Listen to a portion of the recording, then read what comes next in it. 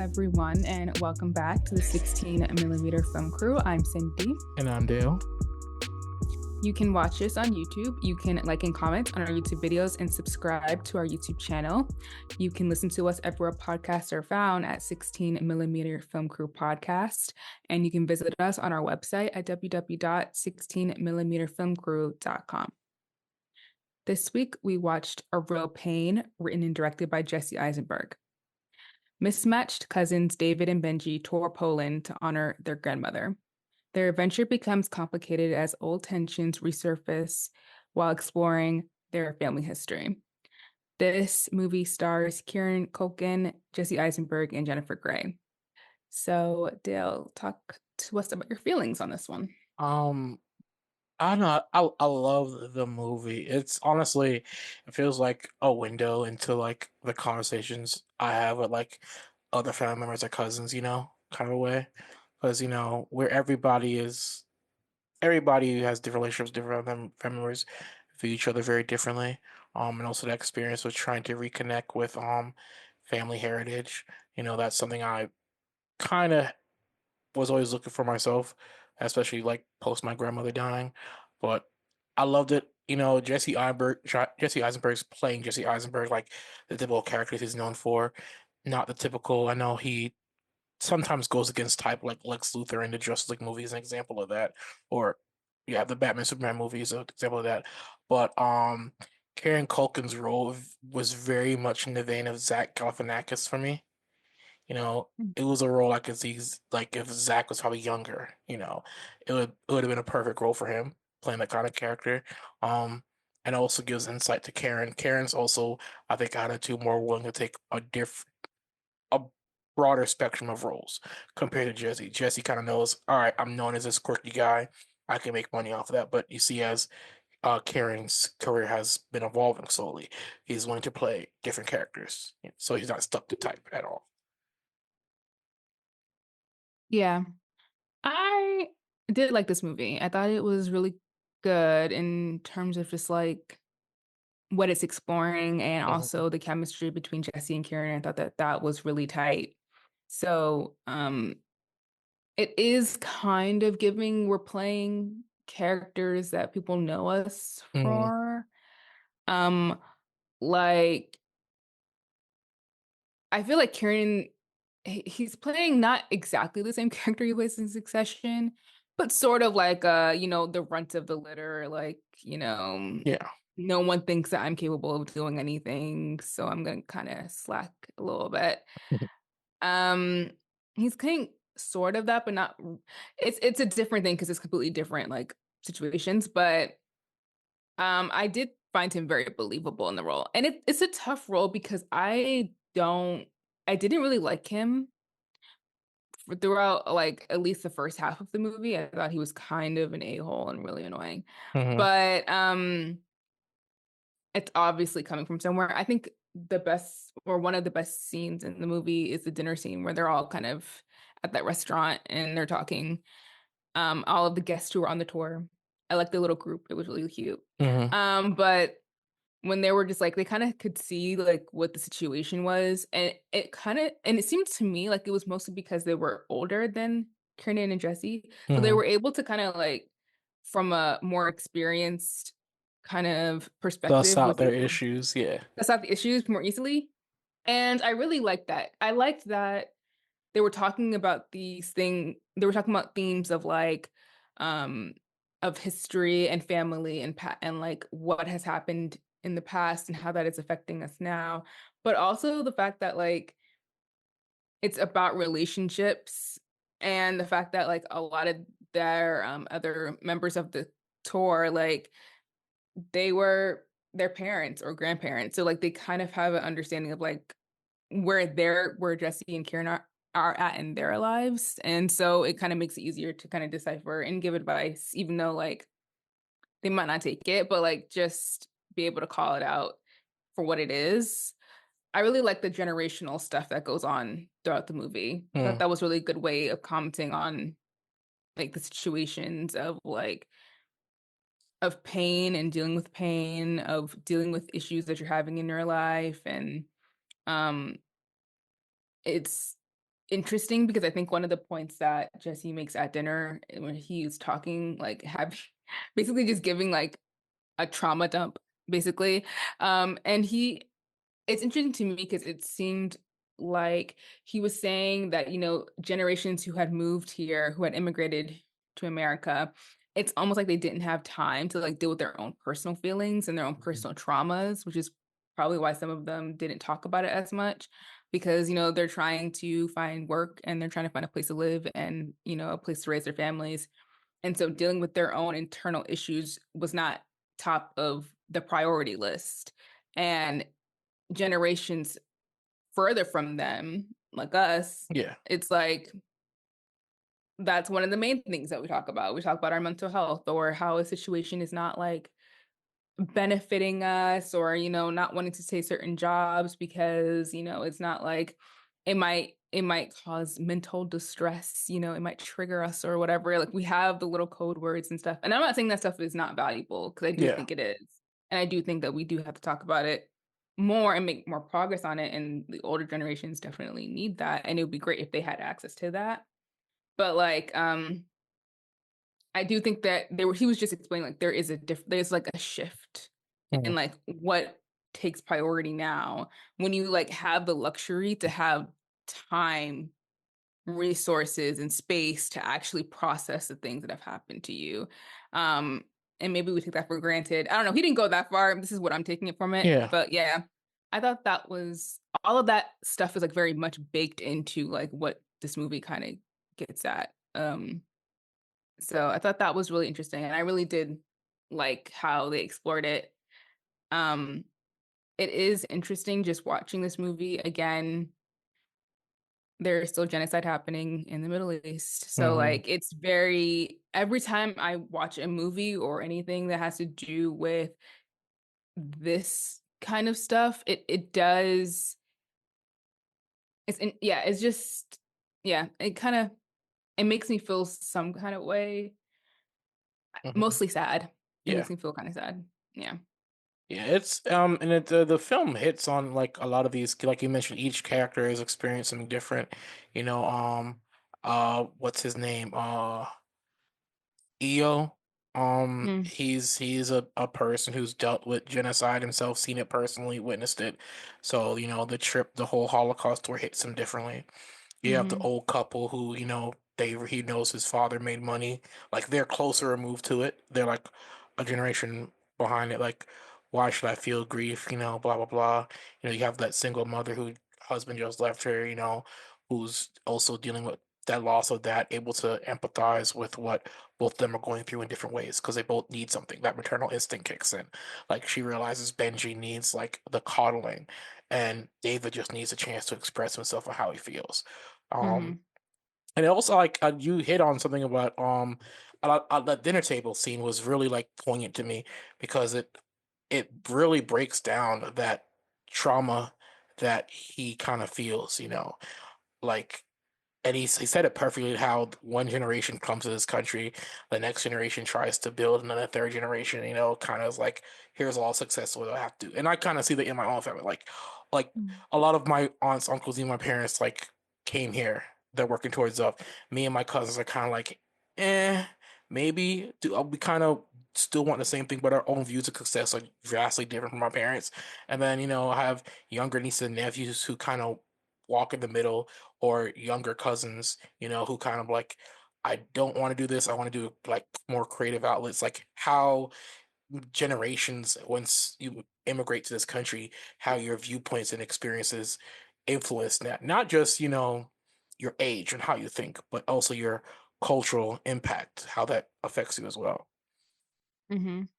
Yeah, I really like that it touched on that, and we've talked about that a Yeah. lot, about how a lot of these movies more recently, especially coming from a certain age group, they're gonna get into all of that Yeah. generational trauma. They're talking about their parents. Like, it's very like, we've been holding this in and now we're ready to Yeah. let it all out. Yeah. Um, but yeah, so I thought that was great. Jesse Eisenberg wrote this script. Hmm. Very good. Wrote, direct, starred in. Which is so funny because, okay, I'm gonna fangirl for a second. I watched Adventureland when I was like 12. And Hmm. that was like my favorite movie. It got me into this whole like 80s spiral. I was like obsessed with the 80s for like years. Um, and I was like, oh my God, Jesse Eisenberg is so cute. Like I was obsessed with him for a few years. Yeah. And okay, you made a face, but let me explain why. It's because it's because I don't know. I feel like maybe this is maybe more specific to my generation. I don't know. But for a long time, I think how men were represented in media was very much like buff, like captain of the football team, kind Yeah. of an idiot. Or like the sly guy who has like everything under control and whatever. And that's just how men were depicted on like everything, television, movies, whatever.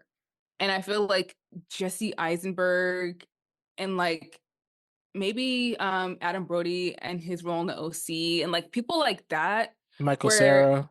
Michael Cera, Yeah. exactly, because Superbad came out in like what 2007 or whatever. Yeah. Like they were introducing a different kind of leading male where they were just like weird and awkward and like nerdy, Mm. but they had this like kind heart kind of, I don't know.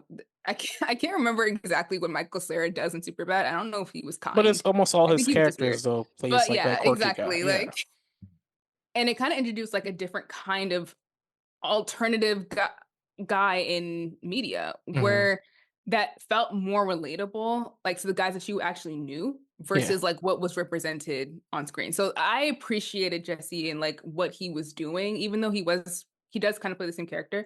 I feel like at the time it was a very different break from like what you were seeing on screen. Mm. So that meant a lot to me. And but also the movies that he did, like The Squid and the Whale and like all of his independent stuff, like I that got me a lot of that got me into independent movies. So Mm. I think that like I have a very special place in my heart for Jesse Eisenberg. That's what I'm saying. So the fact that I know he like has put on plays, and I know that he had actually directed another movie with like Finn Wolfhard. I just didn't Yeah. see that one. Finish when you finish saving the world. Finn Yeah, that Wolfhard one. and Julianne Moore, I think. Julianne Moore. But this movie, I think it came out at Sundance last year, and I wanted to see it, but all the screenings were taken. So I didn't know when I was gonna be able to see it. And so I'm really like I feel weirdly proud. Like I don't have anything to do with this, obviously, but like I just feel weirdly proud because like this script is so great and Mm. like I feel like how it was directed, like he wasn't doing a lot, but like what the story that he was telling was so good. And I feel like him even saying like, "Oh, Kieran, like I want you to play this role," like he went to him directly. I think the casting choice, I just feel like all the choices like made a lot of sense. Mm. And that he's really good at this, which is cool. Yeah, a lot of the Okay. shots like were like really simple. Like a lot of these movies, like I remember one scene I was watching, like when they're on the rooftop smoking weed, and I was like, and Karen said something, and I was like, oh, he's about to do full focus on Jesse for on his character for the reaction, and they did. Like, and it like a lot of their directorial choices. I mean, it's hard.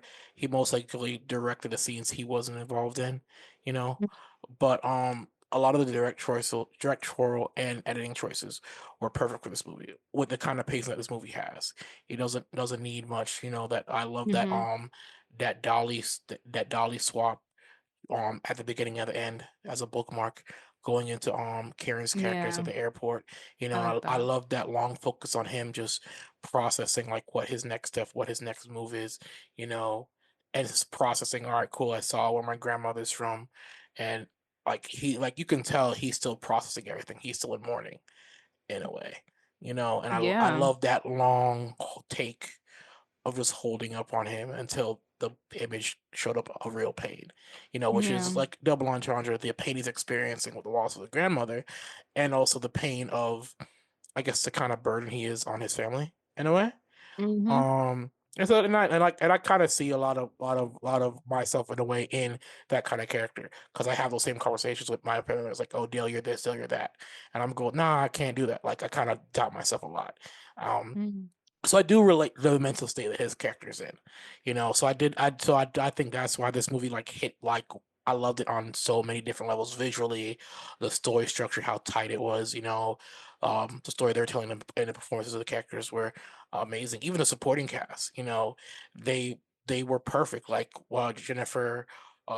the lady, I forgot her name, but the single mother. She was in Yeah. Ferris Bueller's Day Off. She's like was acting in the 80s. She played her character perfectly as the maternal role. The tour guy was kind of nerdy, but kind of saying like, "You're probably right." Like he plays that typical bookish guy who's like, "Oh, we're on a tour. I'm going to spout all the facts, but you're not going to know anything about the people here." That kind of like they played these roles that they were given perfectly. Yeah. And I think that Kiernan is obviously getting like so much attention and accolades for his role, for his performance in this role.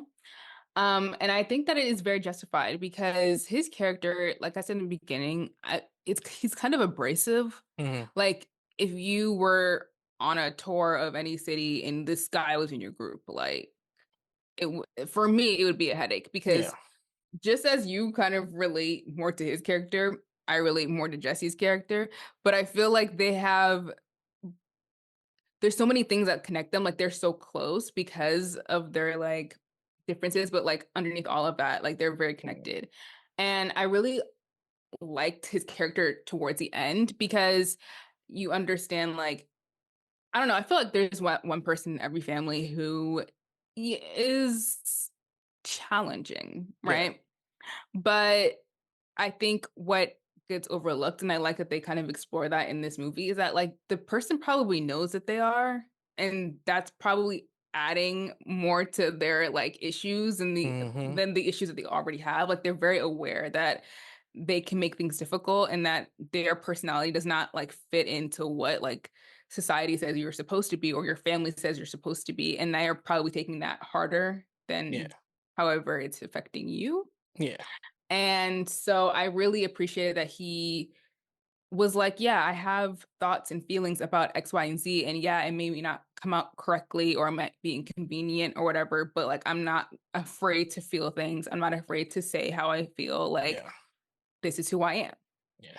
And there might even be some like insecurity mix in that of just like, I can't help it. Like, this is just who I Just am. yeah. But how it looks to other people and how it looks to Jesse's character specifically or David is that like, well, I kind of wish that I was able to just like not care and say whatever I want to. Like I wish I had Yeah. the boldness to just do whatever. Yeah. But I also think that David's character is very much like, well, I have a job and a wife and a kid, and like that stuff that society says or my family says is what you're supposed to have keeps you kind of safe. But he's like, you know what? I'm just as messed up as he is. I Hmm. just cover it better. Yeah.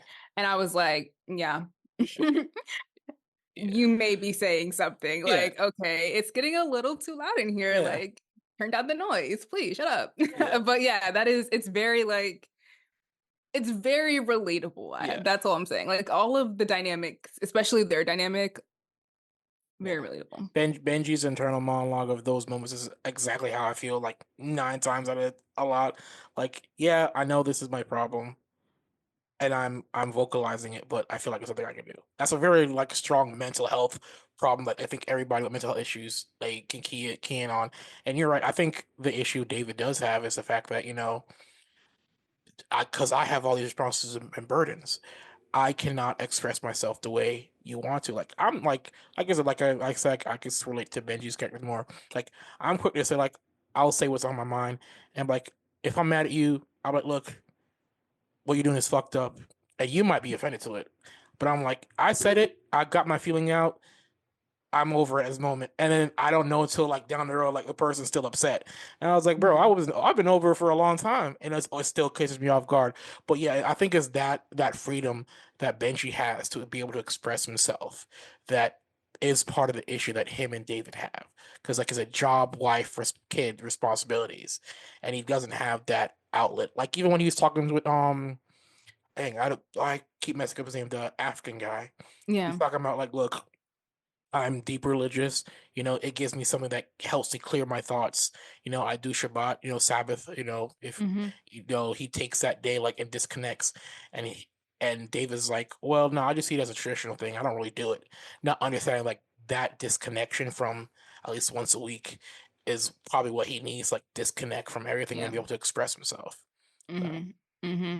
Yeah. So yeah, and I really appreciated their closeness and the fact that, like, even though there might be like a misunderstanding of like, well, I'm not gonna do things the way you're gonna do it, and you're not gonna do the things the way I would do it, there still is like a love that's underneath all of it, like, and a desire to stay to be close. Like the Yeah. fact that Benji, the fact that Benji's character like tries to take his life and stuff, and the fact that it deeply affects David in like such an intense way, like Hmm. even though they don't spend as much time together anymore or whatever, like it still has such a huge impact on him.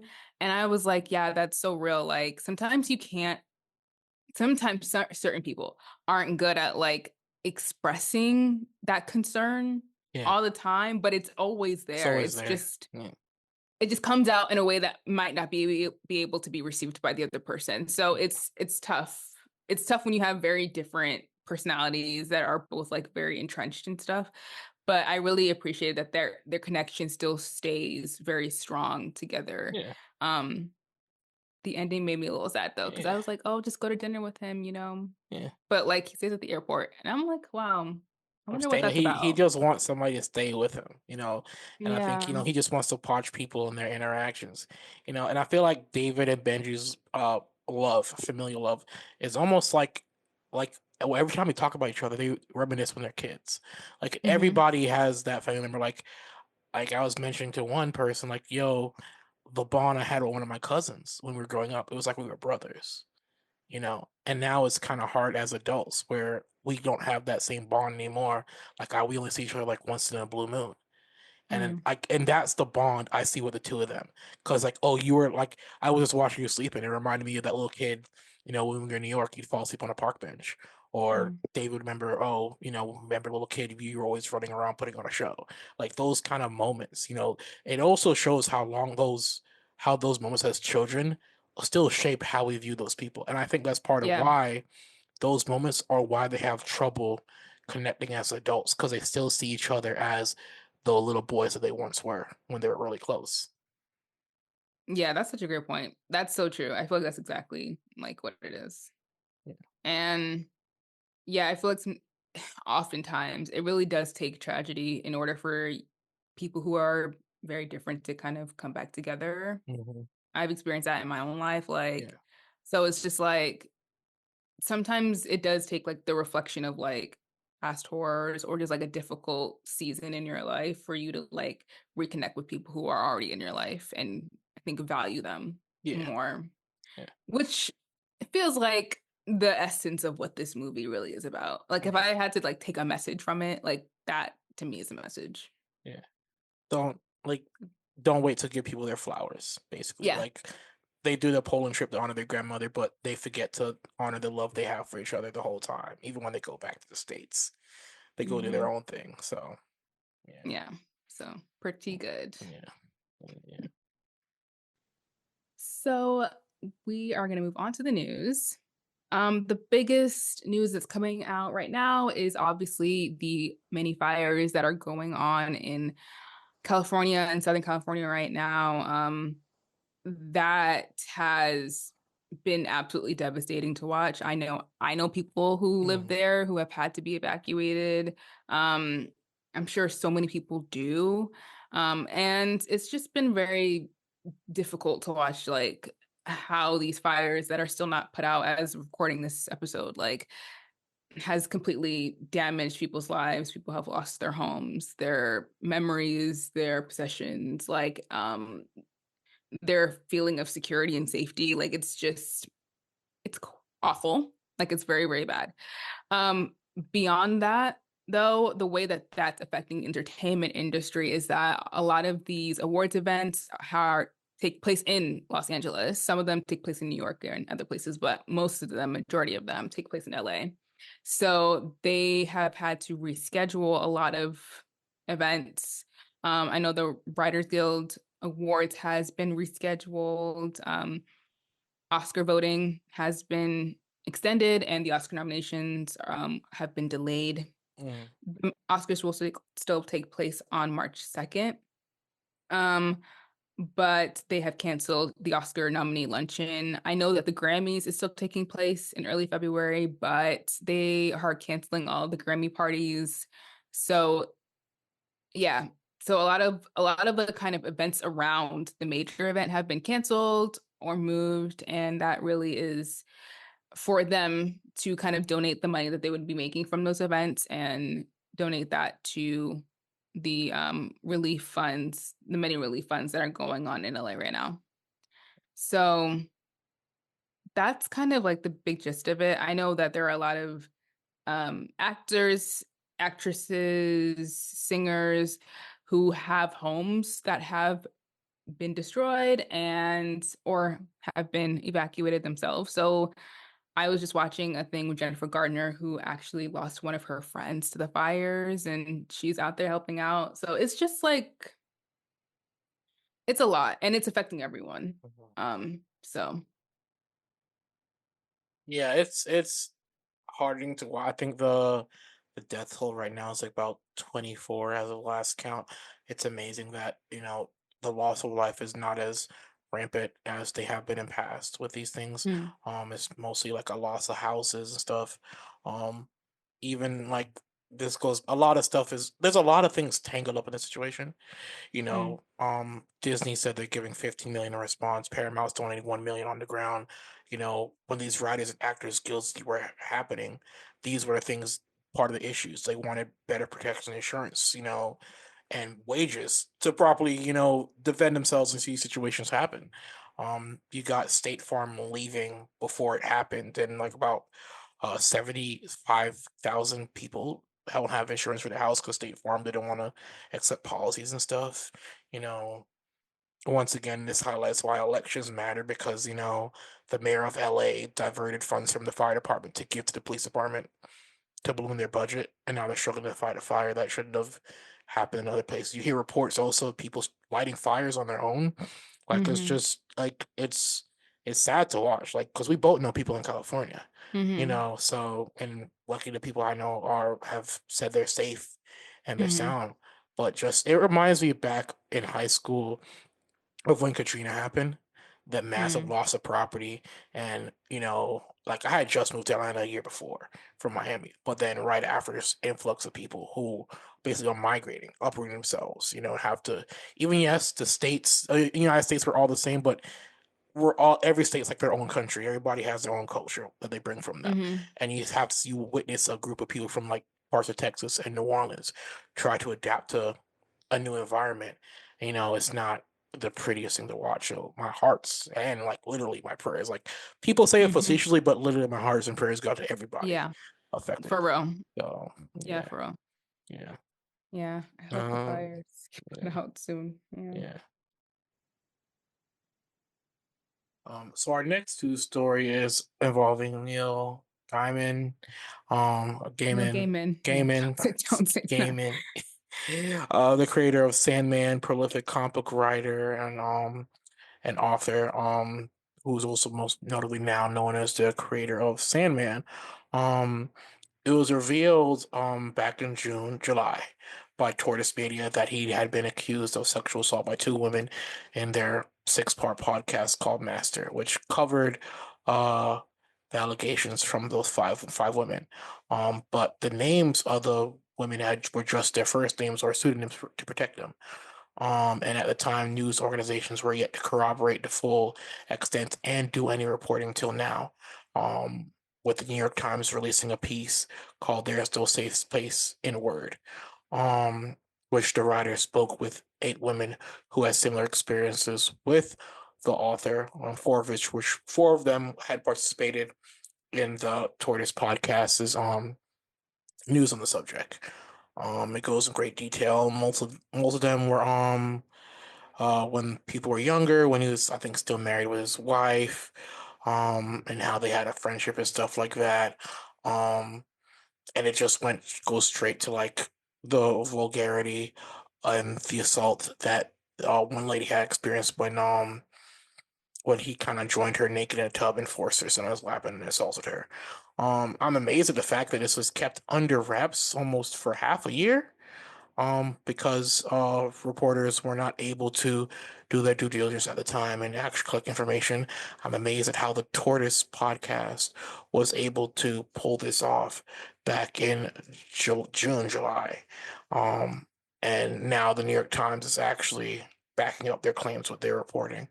Um, yeah, the industry is still dealing with all these sexual assault um allegations and problems that they've been having, even to the point where much hated, much hated author J.K. Rowling um uh phrase what the author was doing as to almost the same level as Harvey Weinstein.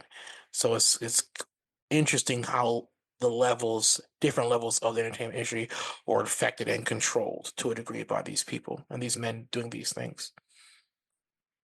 Yeah, this is interesting that it's coming out now because I watch a creator called Council of Geeks who has been talking about this story in particular since like I want to say 2023, maybe even before that. Like this stuff has been out there. Like the Tortoise podcast and like the Neil Gaiman allegations, like that stuff has been out there. Like I knew about the story before I saw this link. Like, Mhm. and the fact that I mean, it depends. Like some people take a long time because some outlets take a long time because they're doing like investigative journalism. Like they have to get all this stuff together. Like the Tortoise podcast, I don't know if they're doing the extensive research that goes along with these stories. I think they're just letting the victims come on their podcast and talk. Mhm. Um, maybe they are. I'm not sure, but it seemed like they kind of are selective with kind of what research they're trying to do. According to the creator I watch, I don't know. Yeah. That could have changed, but from what I know, so like maybe these outlets are just taking a long time because they're trying to get all the facts together and like yeah, sure, like that's important. So fine, but I don't know. It's sad because it just takes like so many people to get a story like pushed out into the public to be like, hey, this person is doing all of these really terrible things. Like, and it's not just like rumor, like these are people's real experiences. Um, I think the hiding behind the consensual thing is a thing that people are they love to use. The whole like, oh, it was consensual. And because it's I think Army Hammer tried to do the same thing with his Mhm. stuff where it was like, oh, people don't understand BDSM. So like they think it's like worse than it actually is or whatever. And it's like something can be consensual until it's not. Yeah. And you can be into these kind of niche kinks or whatever, but if it crosses a line, if the person thinks it crosses the line, then it crosses the line. Like you can't hide behind these things just because it's things that make people, which I think most people do know and understand, but like let's just say let's just pretend like people are ignorant to these things. Like you can't just say like, oh, because you don't do it or you don't get it or you think it's weird that it's wrong. Mhm. When like if a person's saying that they felt violated, they felt violated. So you can't hide behind that. And the stuff that this person who had been kind of they have been hiding their name for a while. The things that they have been alleging is terrible. Yeah. So yeah. Yeah. This is way beyond like, both people consenting where then across the line, signals get mixed. This is not that. This is a clear cut violation of something that somebody did not want to happen. Um, Hmm. and I find it funny that J.K. Rowling, who has her issues with, racism, homophobia, transphobia, is speaking out and saying that there are actually a lot of authors who could probably validate just like issues people have with Harvey Weinstein.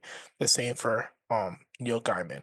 So or Gaiman. I'm Neil pronouncing it Gaiman, wrong, yeah. Gaiman. Don't But say yeah, Neil Diamond did nothing wrong. I'm saying the G. Yeah, I'm probably not pronouncing the G hard enough, but it is what it is. But yeah, so we'll see how, like I said, all these ripples go through. I mean, we Bill Cosby, Danny Matheson, plus Harvey Weinstein. You mentioned Arnie Hammer. Yeah, I don't think there should be a safe space for any of these men. Or there are probably also women who are doing these very same things in the industry that, it's harder. Men don't feel safe to reveal their sexual assault because thinks them feel weaker or inferior. But there probably are a lot of men in the industry who are sexually assaulted by, women, in the industry, or even men who were assaulted by other men in the industry. Few have spoken out about it, and they got vilified and called like uh, all kinds of obscene language. So it's not, yeah, it's gonna be a long thing. This is gonna be a yearly or a regular thing as more people are comfortable and aware that we're more leading towards a society or a culture where people can express these incidents that happen. No one's hiding it anymore, which is a good thing. Yeah, I think my issue with all of this is that it is such a, oh, everyone knows. And my thing Yeah, is like, okay, well, if everyone knows, then why isn't anyone saying anything? yeah, Like, why does it have to take that's the people issue. like, you know what I'm saying? Like Yeah, being on like the brink of like, I don't know, absolute destruction, like their whole lives are falling apart because y'all didn't want to say, hey, this person is a creep, or like I have a feeling, or even if it's like, even if you don't have like concrete proof, like just being like, hey, watch out for this dude. Like I just feel like there's more that needs to be done mm, to protect people, and that it's only when stuff gets exposed, suddenly everyone's coming out of the woodwork and yeah, is being like, oh, yeah, and by the way, I knew that for years. It's like, yeah. okay, well, then why didn't you do anything for And years? Like, that's the most annoying thing. Like, why would you associate if you know that this person does these things?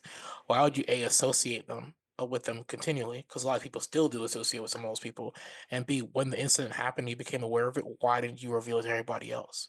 Why mm-hmm, don't you like, oh, I know that this person does X, Y, and Z, mm-hmm, And I do think part of the issue might have been some victims weren't ready to come forward, and some people who knew those victims and knew both parties didn't want mm-hmm. to put the victims in crosshairs because these allegations, like I said before, like it's hard for even women to like come forward with allegations of rape and stuff like that and sexual assault. Like a lot of people don't believe victims a lot of the time. And it's even Yeah, worse. It is even worse for men who are victims of these things. So it's you also kind of don't want to put crosshairs on these victims, in a way. But the fact that some people just still associate with these people is like yeah. absurd. Is absurd. You know. Yeah, because I mean, I guess the people who know like what the victim like the know the victims personally or know the situation, like sure it might make sense for you not to like go to the New York Times or whatever to help them out. But also I'm talking about before we even get to that stage. Yeah, the Just celebrities like who know. yeah, the people, J.K. Rowling, like, girl, if you knew what was happening, like, if you knew about this man, then like, why didn't you? I'm not saying that what your words would have made any difference necessarily to the situation, but at least you would have done something, but not saying something after the fact, after things have already escalated to the point that they have. Like, you know what I mean? It's just like the Harvey Weinstein thing. Everybody knew about Harvey. Everybody was still working with him because again it's pointing to it's for me it's like pointing to a greater selfishness where it's just like I'm just concerned about my own career and I don't really care about everyone how this person is treating other people, not concerned. Like I was thinking about that the other day. I was watching something with Amy Adams, or Amy no Amy Adams has a new movie out, and I was just thinking about the fact that like David O. Russell like repeatedly made this woman cry on the set of American Hustle, and Jennifer Lawrence was just like, "Well, that's just how he is." Like, Yeah, it's just things like that that make me annoyed because I'm just like, y'all aren't looking out for each other yeah, or helping each other out, and these people, these men who are considered like geniuses or whatever, so great at their craft, it's like nobody wants to speak up against them, and it's like you can be talented and be a terrible person. Like that shouldn't be your talent shouldn't be an excuse for for the your things that you behavior. Yep. do or how you treat other people. So that Yeah. that pisses me off. And I'm upset that these women had to go through this because I'm just like Neil Gaiman, like I mean, I didn't watch Sandman, so I heard it was good. Yeah. But I mean, and I think maybe that's the other thing. It's like, well, people are upset about cancel culture, whatever. These guys aren't getting canceled really. Like some of them, if you're committing crimes, you will be taken care of by the justice system. But I'm talking about like Yeah. for the people who are doing other stuff that might not reach the standard of crimes, but it's still wrong. Yeah. It's like I don't canceling doesn't work, so we should just remove that out of the equation. Let's just talk about divesting from their output, hitting them where it hurts, which is their pockets. Um I know some people have conflicting feelings on still consuming things that were made by these people. Like and I get it. I get it. I'm sure I want to listen to Butterflies and I can't because Michael Jackson. Like you know what I'm saying? Like I get the frustration of like the art is still good, but the artist is terrible. So like, how do I, as a consumer, deal with that? Like, I Hmm. get it. That's up to your own discretion. What my thing is like these people do need consequences because they are ruining other people's lives. So if the system isn't going to do anything about it, or they're taking too long to do something about it, because I know that if people care about the Sandman, then they've known about this stuff for a while. I'm sure they've been keyed into like what was going on. Um, I feel like we should do something about it. Like I don't know. I don't know what to do. I don't have the answers for everything. I'm just saying like more action sooner. Yeah. It That's it it it speaks to like there are multiple problems in society and culture right now, but it's just one of those things where it's a systemic issue in Hollywood, dating Mhm. back to the old Hollywood system where studios would hold these actors and performers for contracts for their whole lives, basically saying the studio owns you, we can do what we Mhm. want, and for a lot of on a lot of levels, the industry as far as media still kind of functions on that rule still today. Um, so yeah. Change takes time, and hopefully it's coming soon enough as far as that goes. Yeah. All right. So let's move on to what we've been watching. Dale. I am the middle of watching a show called Missing You on Netflix. Kind of just started it in a way.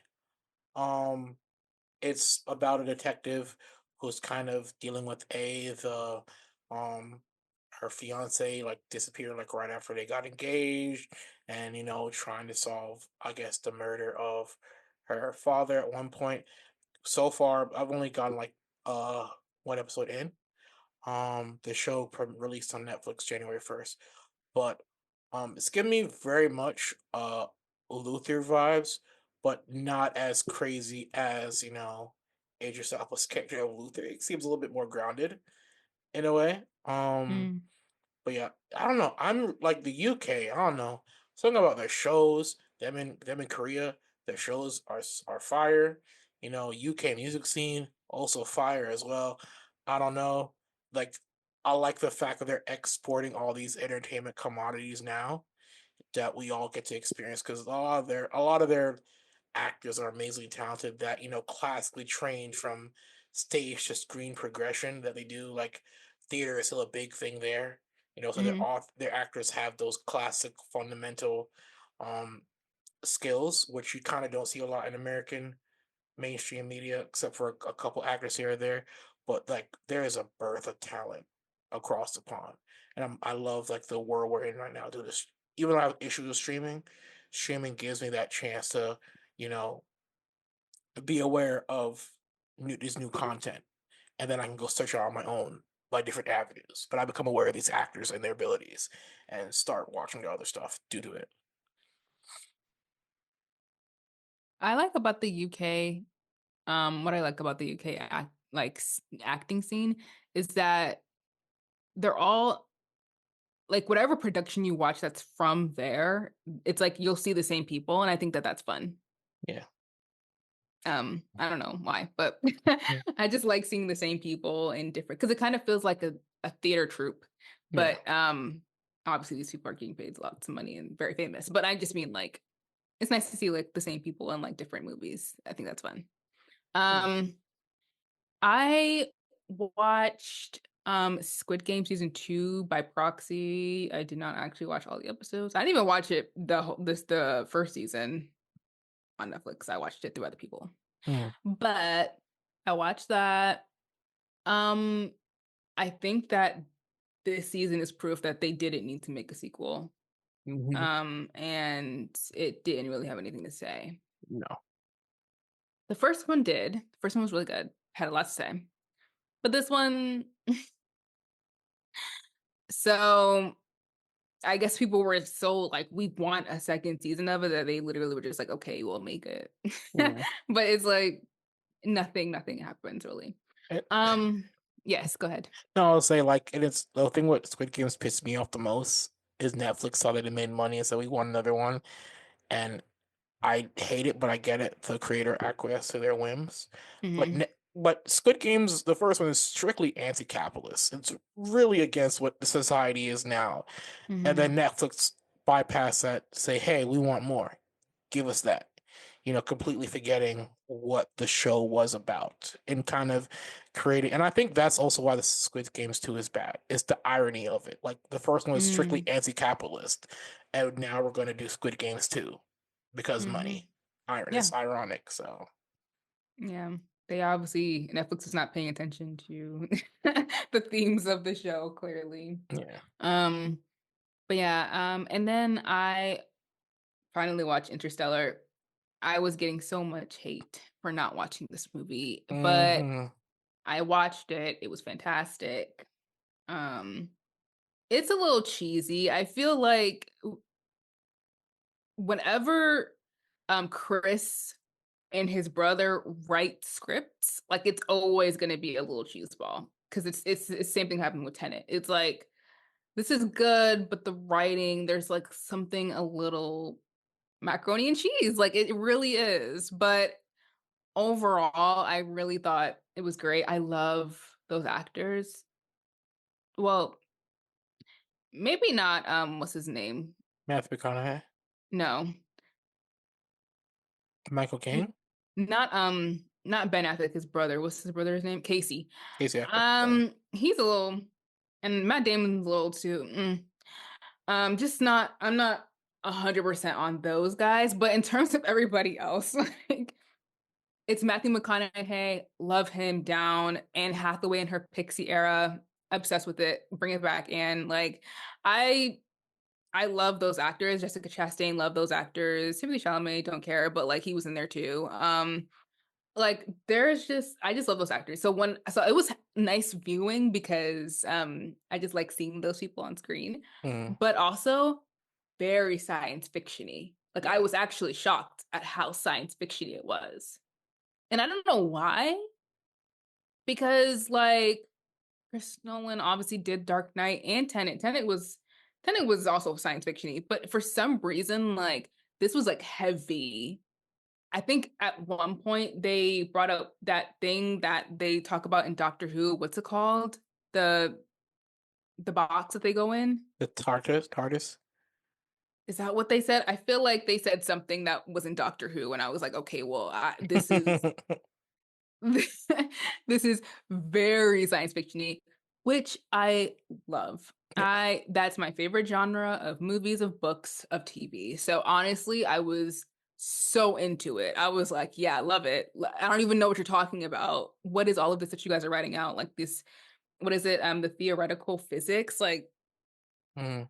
who knows? They could have been like literally saying anything. He could have been making up half of the stuff. Um, but I think I saw a video of him like trying to explain the science behind it. And I was Just like, hand wave it, kind of thing. and he was like on like writing on a whiteboard, like trying to explain black holes. I was like, Chris Nolan, what are you? He's an odd fish, but I love him. And I really loved this movie. I thought it was fantastic, great. It's embarrassing that I hadn't watched it because it's so up my alley, but I watched it now and I think it's amazing. So Yeah, like there it is. This this movie. that movie, Lincoln Lawyer, really showed Matthew McConaughey's range as an actor. He's like, look, I can do these silly rom-com movies, but I'm like, I can act. And Yeah. he got his role. It feels like his career is like the opposite of what happened to James Marsden. James Marsden was an X-Men, and then once powers up, he's like, oh, everybody likes Wolverine. Fuck the rest of the X-Men. he kind of dies in like the second or third movie, and then he gets stuck in like rom com purgatory for the rest of his career. You know, I wish James Marsden got the chance to be able to actually showcase his, acting chops, and now he's stuck doing Sonic sequels, which I find is a great disservice for his actor. Because even when he does the rom com funny stuff, like what was one Disney movie he played a prince, like his theatrical. Oh yeah, he was the prince in. Was it Elliot Enchanted? I think so. No, he was in with Amy Adams in Enchanted. Yeah, like those movies great in that though. That and Hairspray, like the movies where those movies where he's able to show his his musical talents and stuff like that, really showcase his range as an actor. And I wish he still got more of those opportunities. So it is what it is. I think he was in a show called Jury Duty that came out recently, and that showed his comedic chops. A lot of attention, which is good. So I feel like everyone has their own path. Matthew McConaughey was the rom-com guy, and then he did some other stuff. I know Dallas Buyers Club was definitely like that too. Yeah, a shifting point. But yeah, love him. Yeah. When are they reuniting? I want another Matthew McConaughey Chris Nolan movie. Anyway. True. And yeah, I think that's all I watched. So, before we go, we are going to share with you some ways that you can donate to the people who have been impacted by the fires in LA. Oh, I don't have Google Sheets. Hold on 1 second. Sorry. Let me use my browser. You want me to do it? There's so many. I don't think we can list all of them because there's 81 of them, but I'll just list a few of them. Displaced Black families, LA GoFundMe. Oh, sorry. This is the right thing. Yeah, LA GoFundMe master list, which is like a list that you can go to for extra resources of how you can donate. There's a Displaced Latina families, South Bay Mutual Aid, and then also there are a lot of people who have GoFundMes, so that'll actually help. Like if you send the money there, it'll go like directly to them, because when you do it through aids and funds and stuff, like it is getting distributed out. They have a system, but like if you wanted to help someone like directly, like families who just need money to stay in a hotel or like get some food and stuff, like that is one of the best ways that you can do it. There's a lot of people who have GoFundMes that you can find. Yeah, we'll post a link both in our bio on our Instagram and also share the link on our Blue Sky page. So yeah, give to these people, help them out. A lot of people are in need. A lot of these GoFundMe goals have been met, so hopefully those families are also giving to other people as well, most likely, because in times like this, everybody has to come together. Even if you don't have much, give what you can. Or donate your time. So. All right. So that is it from us this week. We hope that you're all doing well and taking care of yourselves. Make sure to check out all of our social media. Support us if you can, and we will see you guys in the next episode. Goodbye. Au revoir.